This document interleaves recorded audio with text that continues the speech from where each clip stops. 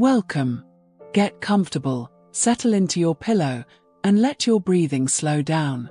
Tonight, we're going to explore something fascinating together: the world of biohacking and how people are taking small steps to understand and improve their own bodies. There's no need to remember any of this. Just let the words wash over you as we journey through these ideas, one gentle fact at a time. Let's start with a question that might drift through your mind as you begin to relax. Is biohacking a myth, or is it science? The answer, as with many things, lies somewhere in between. Biohacking is a term that describes small, targeted changes people make to their diet, their sleep patterns, their exercise routines, or even their environment. The goal is simple: to improve physical or mental performance in ways that feel personal and direct. It's not about grand medical interventions or expensive treatments. Instead, it's about tiny adjustments, subtle shifts in how we live day to day. What makes biohacking interesting is that it's often described as a do-it-yourself form of personal improvement. People who call themselves biohackers tend to work outside traditional medical or research settings. They experiment on themselves, track their results, and share what they learn with others. It's a grassroots approach to wellness, born from curiosity and a desire to take control of one's own health journey. And as you lie here, breathing slowly, you can imagine how empowering that might feel, to make a small change and notice a difference in how you feel, how you sleep, how you think. Now, why do people turn to biohacking in the first place? One major reason is frustration. Many biohackers describe their practice as a reaction to slow, overstretched healthcare systems. Long wait times for appointments, difficulty getting answers, the sense that conventional care isn't meeting their needs. All of these factors push people to seek alternatives. When you can't get help quickly, or when the help you receive feels impersonal, it's natural to want to take matters into your own hands. Biohacking offers that opportunity. It says, you don't have to wait. You can start experimenting, learning, and improving right now. But there's more to it than just health. Research into biohacking communities has found something deeper at work. Yes, people are motivated by the desire to feel better, to have more energy, to sleep more soundly, like you're doing right now. But they're also motivated by identity, by a sense of belonging, and by social recognition. Being part of a biohacking community means joining a group of curious, like-minded individuals. It means sharing discoveries, celebrating small victories, and being recognized for your commitment to self-improvement. In a way, biohacking becomes not just a practice but a lifestyle, a way of seeing yourself and your place in the world. The term biohacking itself has been around longer than you might think. The concept of do-it-yourself biology was already being discussed by 1988 in conversations about amateur biology. People were exploring the boundaries of what individuals could learn and accomplish outside formal institutions. Even back then, there was a sense that science didn't have to belong only to scientists in lab coats. It could belong to anyone with curiosity and determination. The modern biohacking movement, though, really began to take shape in the mid-2000s.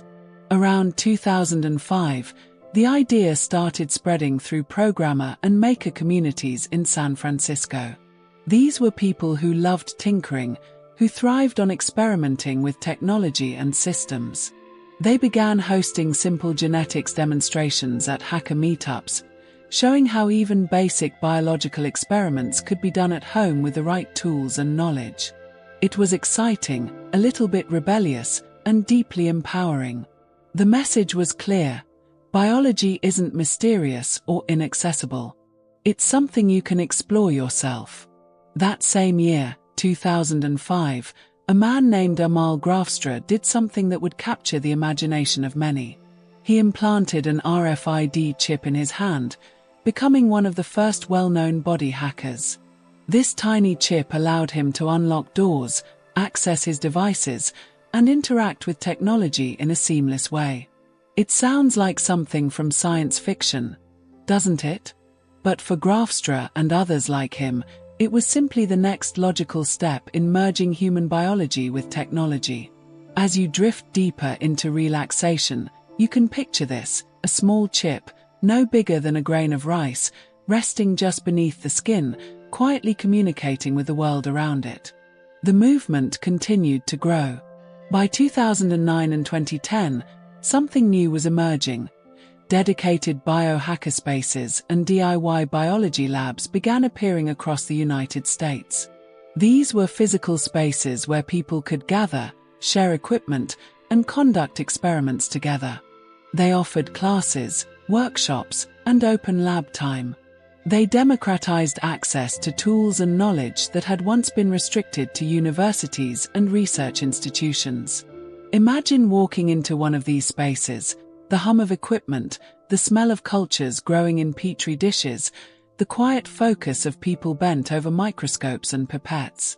It was a new kind of community, built around curiosity and shared exploration. As biohacking evolved, it began to branch into different forms. Today, there are three widely recognized types of biohacking. The first is nutrigenomics, which focuses on how genes and nutrition interact. It's about understanding how your unique genetic makeup influences the way your body processes food, and then using that knowledge to optimize your diet. The second type is DIY biology, which we've already touched on: amateur experiments, home labs, and hands-on learning. And the third is what's called the grinder movement, which involves more extreme practices like implanting magnets or microchips to add new capabilities to the human body. Each of these approaches reflects a different philosophy, a different answer to the question: how far should we go in modifying ourselves? Within biohacking, there are even more specialized areas. Neurohacking, for instance, is considered a subset that focuses specifically on enhancing brain function.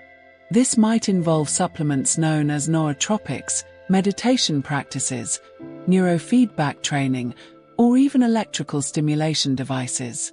The goal is to sharpen focus, improve memory, boost creativity, or simply feel more mentally clear.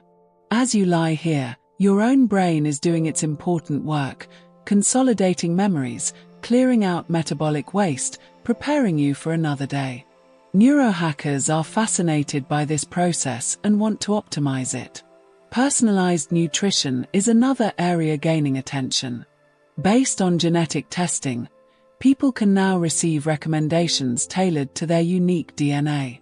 The idea is to optimize energy levels, improve mood, and reduce disease risk by eating in a way that aligns with your genetic predispositions. Maybe you metabolize caffeine slowly, so that afternoon coffee disrupts your sleep. Maybe you're more sensitive to certain fats or need more of a particular vitamin. Personalized nutrition aims to answer these questions and give you a roadmap for eating in a way that truly serves your body. And then there's the grinder movement, which pushes the boundaries even further. Grinders are willing to modify their bodies in significant ways, often implanting magnets or microchips to gain new abilities. Imagine having a magnet implanted in your fingertip that allows you to sense electromagnetic fields, to feel the hum of electricity in wires, the pulse of a motor. Or having a chip that grants you keyless access to your home, your car, your office. It's a vision of the future where the line between human and machine becomes beautifully blurred. As you continue to relax, breathing slowly and deeply, let these ideas settle in your mind like leaves drifting down to a forest floor. Biohacking is many things: a movement, a philosophy, a set of practices. It's driven by curiosity, by frustration with the status quo, and by a deep desire to understand and improve ourselves. Whether it's through small changes to diet and sleep, or through more dramatic interventions like implants, biohackers are asking a fundamental question: what are the limits of human potential, and how can we expand them? There's no need to decide whether biohacking is right or wrong, myth or science. Tonight, just let yourself rest in the knowledge that people everywhere are exploring these questions, pushing boundaries, and discovering new possibilities. And as you drift closer to sleep, you can appreciate the wonder of your own body, this remarkable, self-regulating system that has carried you through another day and now prepares to restore itself through the night. Rest easy. Tomorrow is another day for discovery. Let your mind continue to wander gently as we move into the next part of our journey. We've explored what biohacking is and where it came from. Now, let's look at the simple, everyday practices that people use, the ones you might already be doing without even realizing it.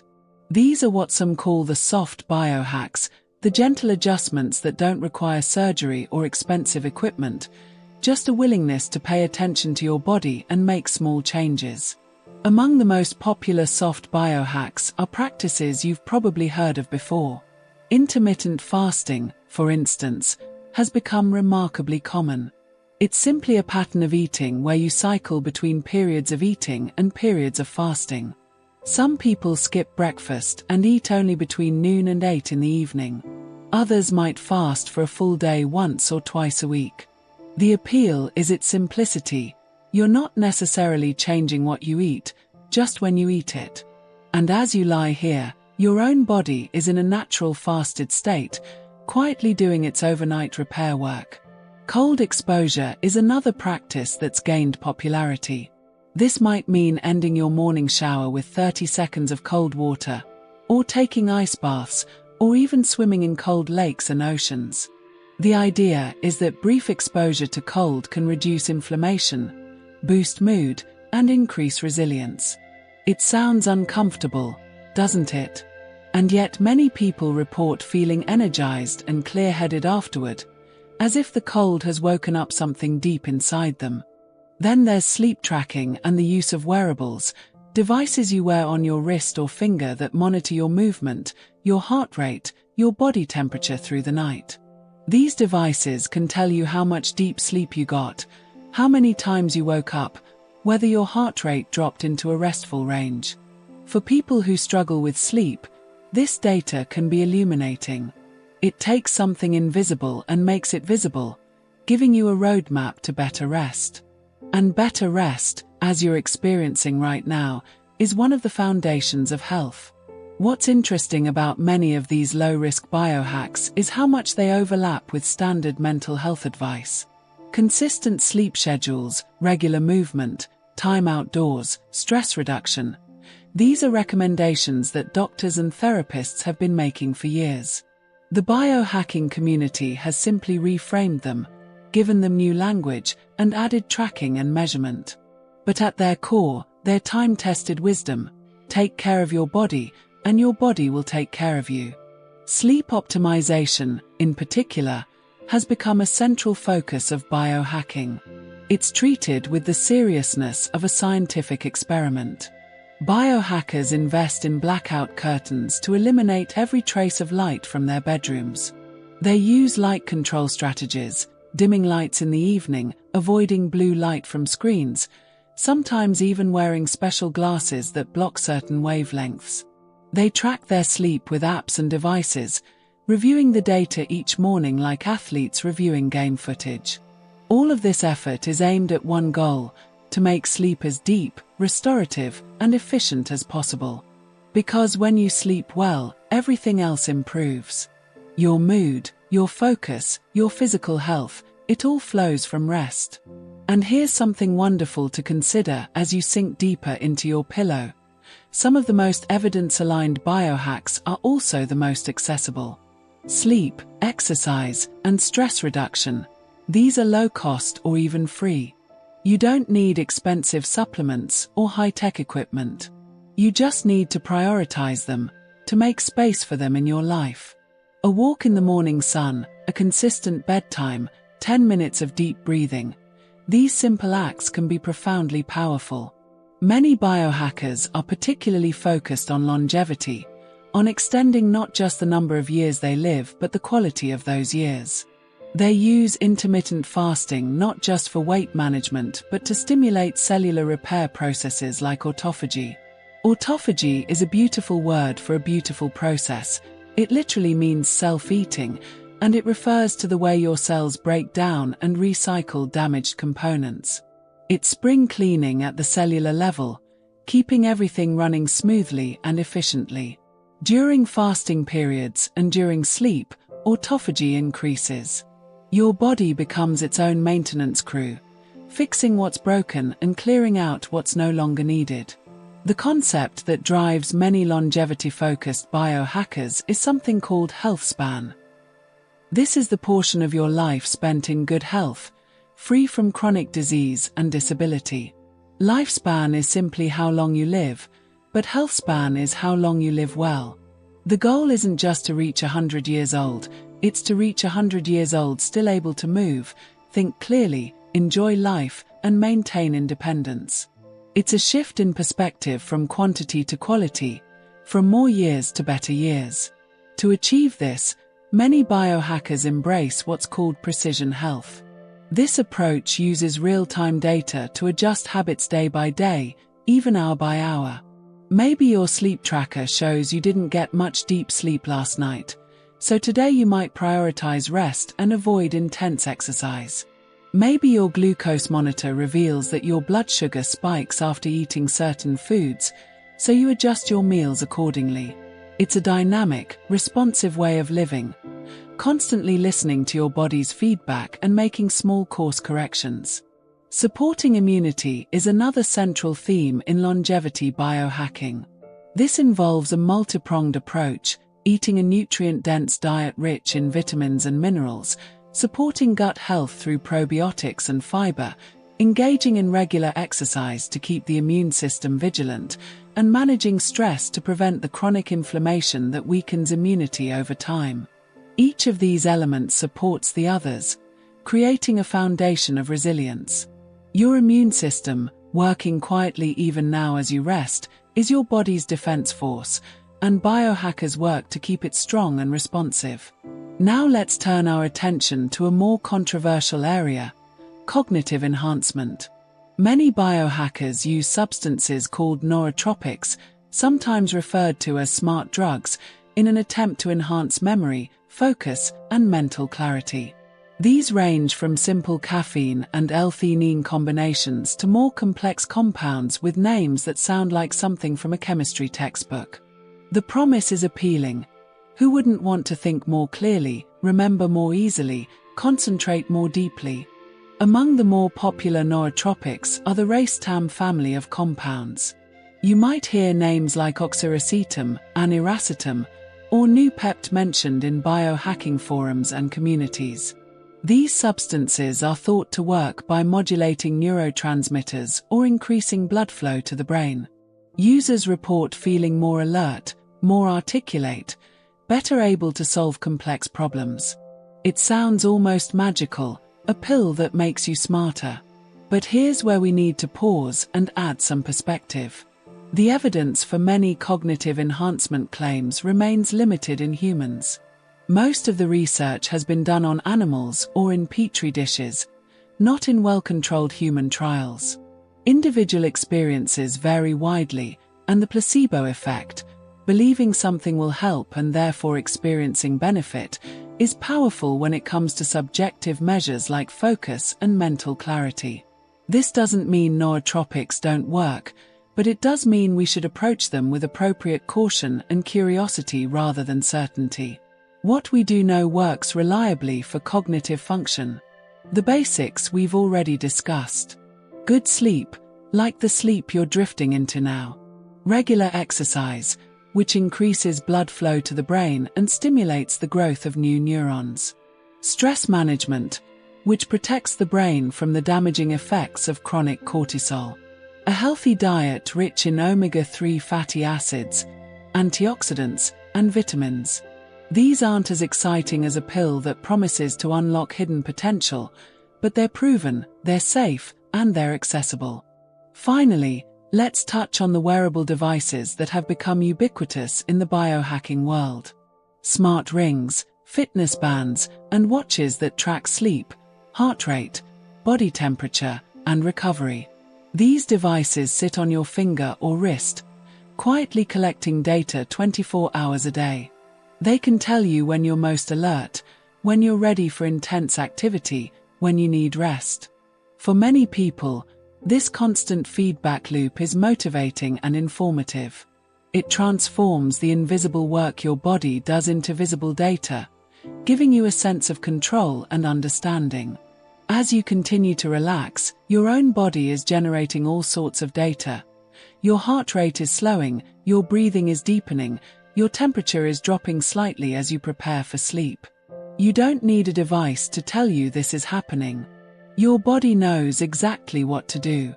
But for those who are curious, who want to understand and optimize every aspect of their health, these wearables offer a window into the inner workings of their physiology.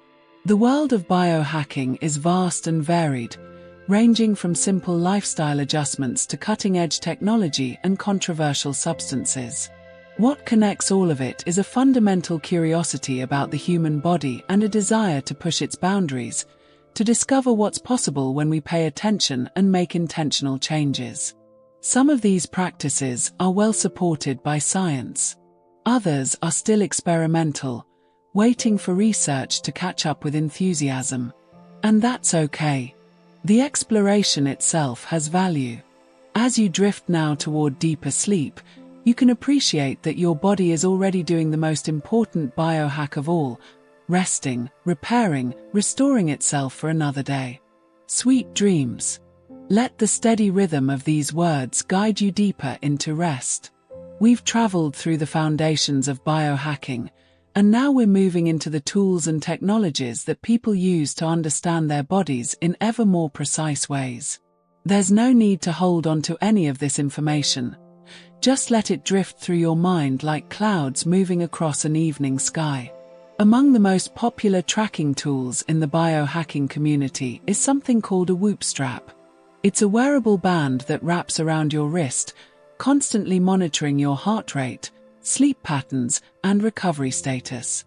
Unlike devices that focus on steps or calories burned, the Whoop is designed to tell you how ready your body is for stress and exertion. It measures something called heart rate variability, the subtle variations in time between heartbeats, which is considered a window into your nervous system state. When your heart rate variability is high, your body is recovered and resilient. When it's low, you might need more rest. It's like having a conversation with your autonomic nervous system, learning its language of readiness and fatigue. Continuous glucose monitors have become surprisingly popular, even among people who don't have diabetes. These small sensors attach to your arm or abdomen and measure your blood sugar levels continuously throughout the day and night. You can see in real time how your body responds to different foods, to exercise, to stress, even to sleep. A bowl of white rice might send your glucose soaring, while a meal rich in protein and healthy fats keeps it stable. For biohackers, this information is gold. It allows them to personalize their diet based not on general recommendations but on their own body's unique responses.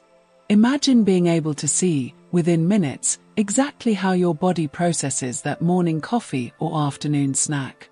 The running pods people clip to their shoes are another example of this tracking obsession. These small devices measure your cadence, your ground contact time, how your foot strikes the pavement with each step.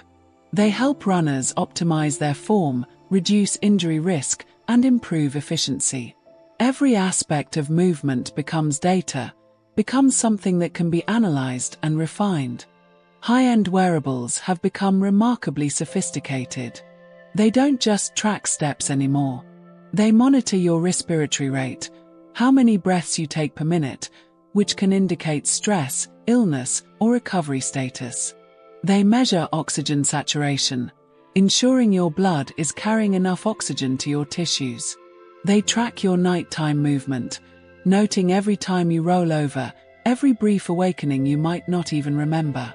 All of this information paints a detailed picture of your health, updating constantly, giving you feedback you never had access to before. When it comes to recovery, biohackers have embraced tools that would once have been found only in professional athletic training facilities. Percussion massage guns, for instance, have become commonplace. These handheld devices deliver rapid pulses of pressure deep into muscle tissue, helping to release tension, increase blood flow, and speed recovery after intense exercise. The sensation is intense, somewhere between massage and vibration, and many people find it both relieving and addictive. You work on a tight spot for 30 seconds, and you can feel the muscle begin to release, to soften under the pressure. Then there are compression boots, often styled after a system called Normatec. Picture this. You slide your legs into what look like large inflatable pants. The device then inflates different chambers in sequence, squeezing your feet, then your calves, then your thighs, in a wave that mimics natural circulation. The compression helps push fluid out of your legs, reduces soreness, and leaves you feeling refreshed. Athletes use them after hard training sessions, but biohackers use them simply as a form of recovery enhancement, a way to help the body return to baseline more quickly after any physical stress. As you breathe slowly and deeply, you might notice your own body doesn't need any devices to recover. It knows exactly what to do. Blood flows where it's needed, muscles relax, cells repair themselves. But for those who are curious, these tools offer a way to support and perhaps accelerate these natural processes. The quantification of health has extended beyond simple tracking into advanced biomarker testing.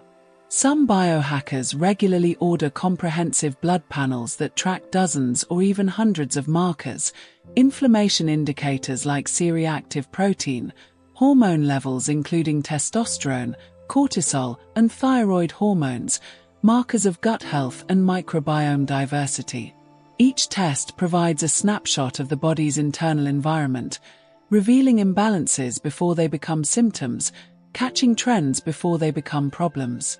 It's preventative medicine taken to an extreme, driven by the belief that knowledge is power and that early detection is everything.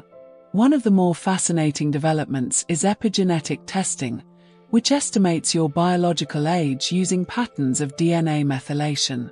Your chronological age is simply how many years you've been alive. Your biological age is how old your body appears to be at a cellular level, based on wear and tear, damage, and repair. Some people are biologically younger than their years. Their cells look fresh and well-maintained. Others are biologically older, showing signs of accelerated aging.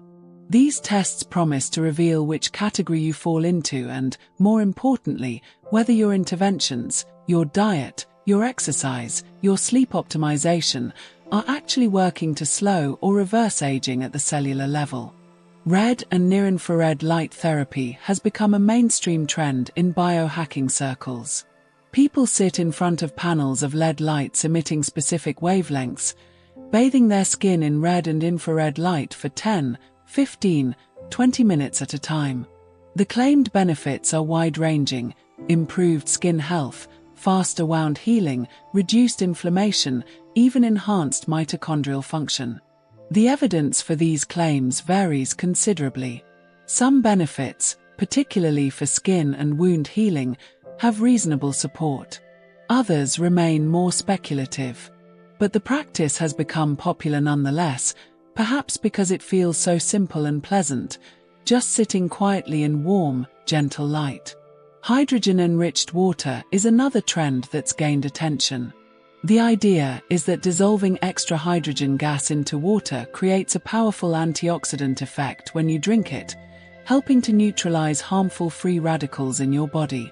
Special machines infuse water with hydrogen, and bottles with magnesium tablets create hydrogen on demand. The marketing is enthusiastic, but the scientific data remains sparse. Small studies have shown some promising results, but large-scale, rigorous trials are lacking. It's an example of how biohacking often runs ahead of science, embracing possibilities before they're fully proven. What's interesting is how biohacking as a movement is evolving. It began as a purely DIY endeavor, people experimenting on themselves in their kitchens and garages, sharing results online, operating outside traditional medical systems. But increasingly, it's shifting toward clinic-supported, data-driven models. Longevity clinics are opening in major cities, offering comprehensive testing, personalized protocols, and medical supervision. Doctors who identify as biohacking friendly are partnering with patients who want to go beyond standard care. The movement is becoming more sophisticated, more integrated with mainstream medicine, while still maintaining its experimental, optimization-focused spirit. Looking toward the future, analysts and enthusiasts point to several emerging trends that could reshape biohacking entirely. Artificial intelligence-assisted medicine promises to analyze your health data, genetic information, biomarkers, wearable data, lifestyle factors, and generate personalized recommendations with a level of precision no human doctor could match. Nanotechnology might allow for tiny devices that circulate in your bloodstream, monitoring and even repairing damage at the cellular level. Regenerative therapies using stem cells and growth factors could help repair aging tissues, restore function, and extend both lifespan and health span dramatically. These possibilities sound like science fiction, and perhaps some of them are still decades away. But the trajectory is clear, toward ever more personalized, data-driven, technologically enhanced approaches to health and longevity. The biohackers of today are, in some ways, pioneers testing the boundaries of what's possible, asking questions that medicine will grapple with for generations. It's worth remembering that biohacking has deep roots in hacker culture and the open source movement. The same spirit that drives programmers to share code freely, to collaborate across borders, to build tools that anyone can use, that spirit infuses biohacking. There's an ethos of transparency, of sharing data and protocols, of believing that information should be accessible to everyone, not locked away behind institutional walls. It's a democratic impulse, a belief that you don't need credentials to be curious, to experiment, to discover. As you sink deeper into sleep now, your body doing its quiet, essential work, you can appreciate both the complexity and the simplicity of health. Yes, there are devices that can track every heartbeat, tests that can read your DNA, therapies that use cutting-edge technology.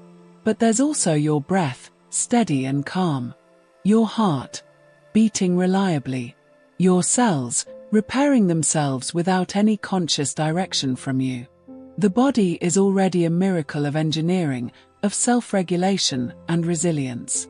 The biohackers, with all their tools and technologies, are simply trying to understand and support what your body already knows how to do. They're asking, how can we help? How can we optimize? How can we extend the years of vitality and health? These are good questions, worth exploring. But they don't diminish the wonder of what's already happening, right now, as you rest. Let yourself drift now. Let your mind release any remaining thoughts. The world of biohacking, with all its promise and complexity, will still be there tomorrow. Tonight, you need only sleep.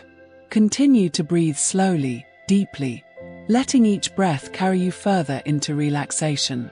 We've explored the tools and technologies of biohacking, and now we turn our attention to the community itself, the people, the gatherings, the conversations happening around the world.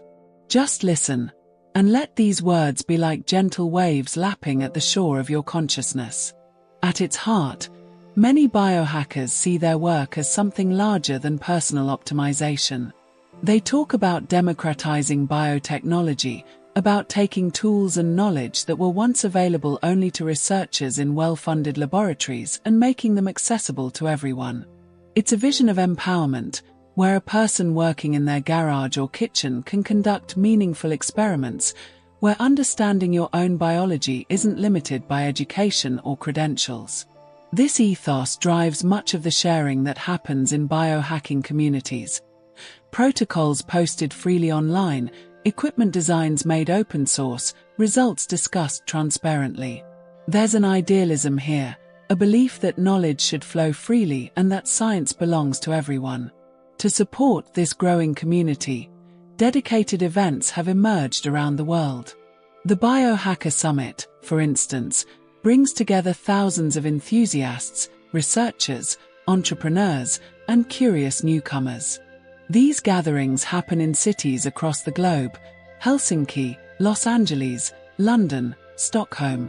People come to hear talks about the latest research, to try new devices and supplements, to network with others who share their passion for self-improvement and longevity.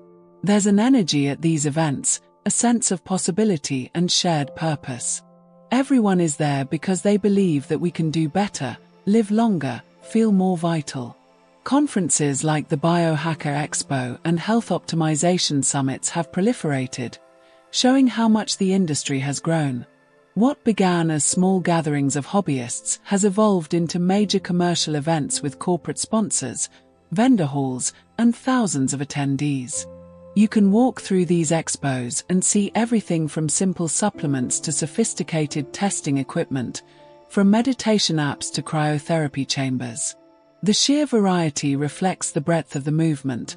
There are many paths to optimization, many ways to approach the project of improving yourself.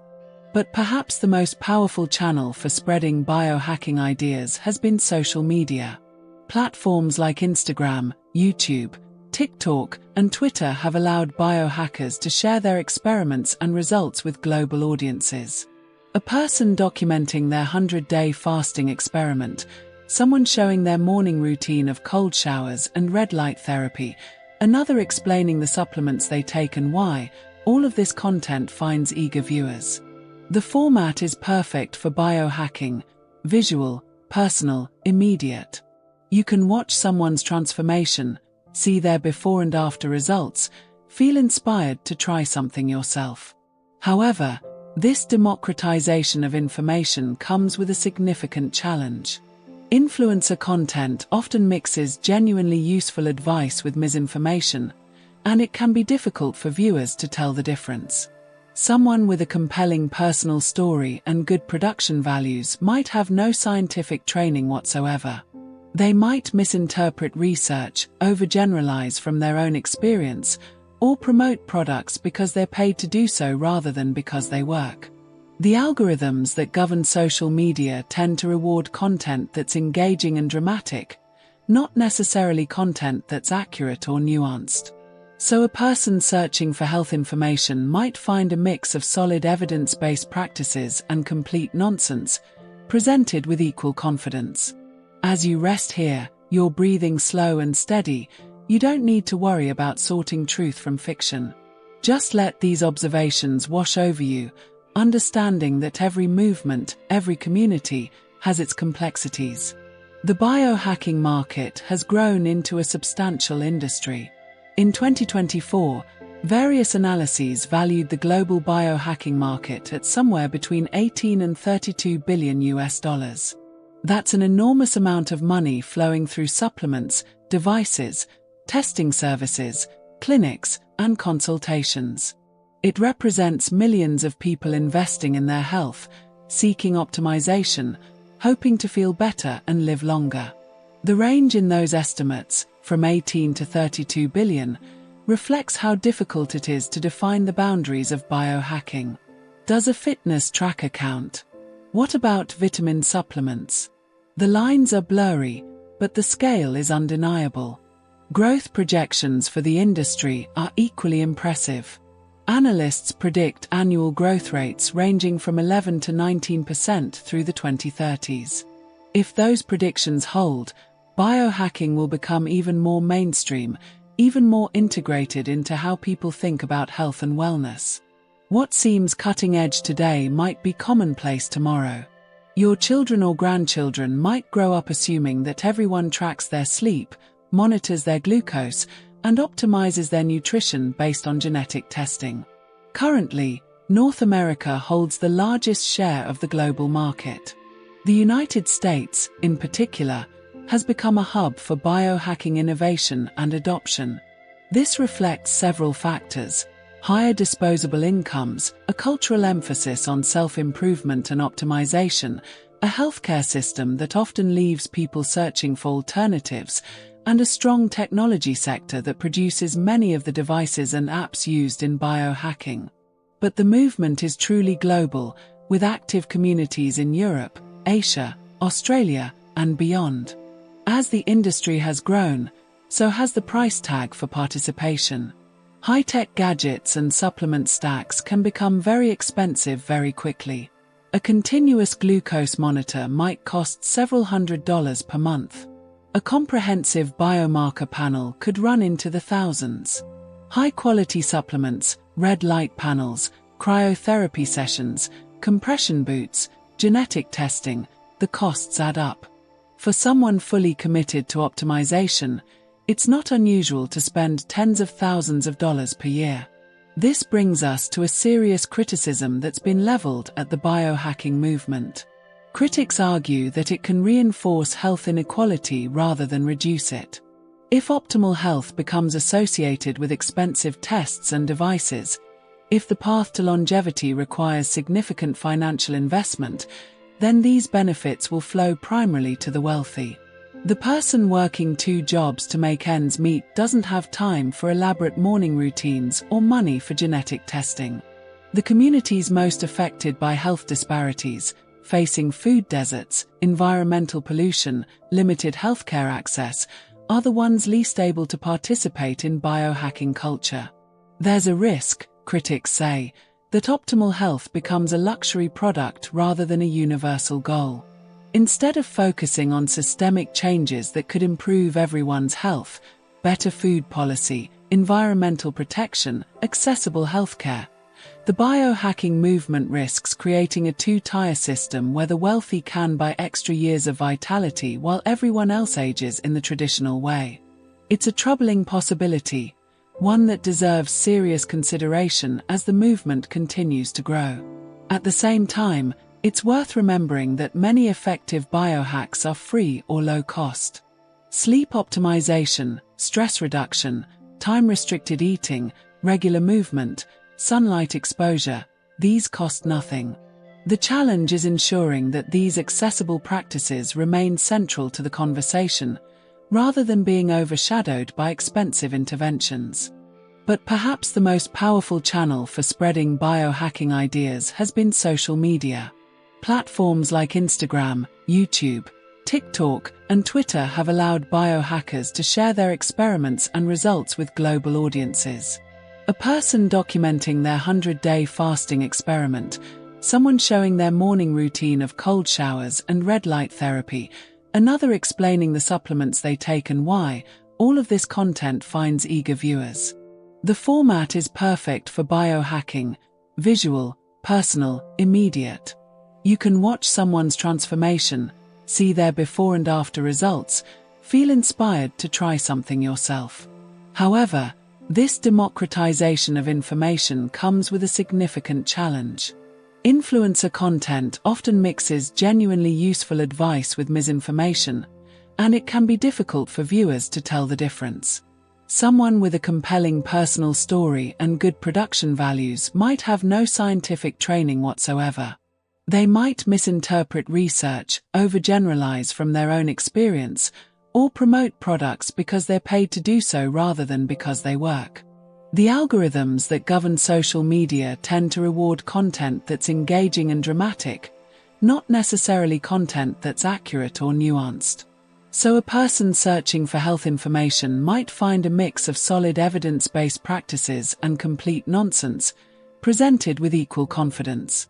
As you rest here, you're breathing slow and steady, you don't need to worry about sorting truth from fiction. Just let these observations wash over you, understanding that every movement, every community, has its complexities. The biohacking market has grown into a substantial industry.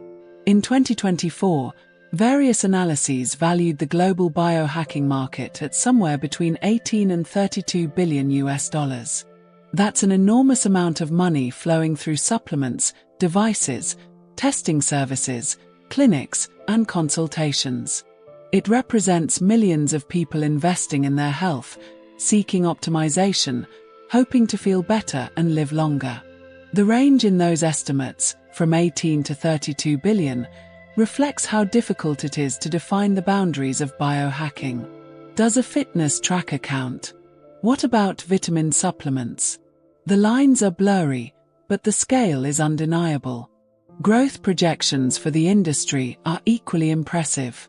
Analysts predict annual growth rates ranging from 11 to 19% through the 2030s. If those predictions hold, biohacking will become even more mainstream, even more integrated into how people think about health and wellness. What seems cutting edge today might be commonplace tomorrow. Your children or grandchildren might grow up assuming that everyone tracks their sleep, monitors their glucose, and optimizes their nutrition based on genetic testing. Currently, North America holds the largest share of the global market. The United States, in particular, has become a hub for biohacking innovation and adoption. This reflects several factors: higher disposable incomes, a cultural emphasis on self-improvement and optimization, a healthcare system that often leaves people searching for alternatives, and a strong technology sector that produces many of the devices and apps used in biohacking. But the movement is truly global, with active communities in Europe, Asia, Australia, and beyond. As the industry has grown, so has the price tag for participation. High-tech gadgets and supplement stacks can become very expensive very quickly. A continuous glucose monitor might cost several $100s per month. A comprehensive biomarker panel could run into the thousands. High-quality supplements, red light panels, cryotherapy sessions, compression boots, genetic testing, the costs add up. For someone fully committed to optimization, it's not unusual to spend tens of thousands of dollars per year.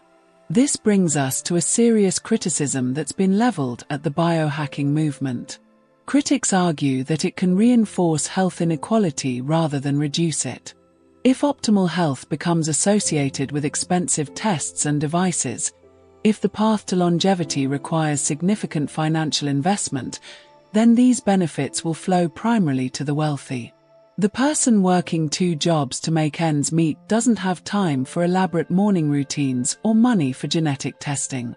The communities most affected by health disparities, facing food deserts, environmental pollution, limited healthcare access, are the ones least able to participate in biohacking culture. There's a risk, critics say, that optimal health becomes a luxury product rather than a universal goal. Instead of focusing on systemic changes that could improve everyone's health, better food policy, environmental protection, accessible healthcare, the biohacking movement risks creating a two-tier system where the wealthy can buy extra years of vitality while everyone else ages in the traditional way. It's a troubling possibility, one that deserves serious consideration as the movement continues to grow. At the same time, it's worth remembering that many effective biohacks are free or low cost. Sleep optimization, stress reduction, time-restricted eating, regular movement, sunlight exposure, these cost nothing. The challenge is ensuring that these accessible practices remain central to the conversation, rather than being overshadowed by expensive interventions.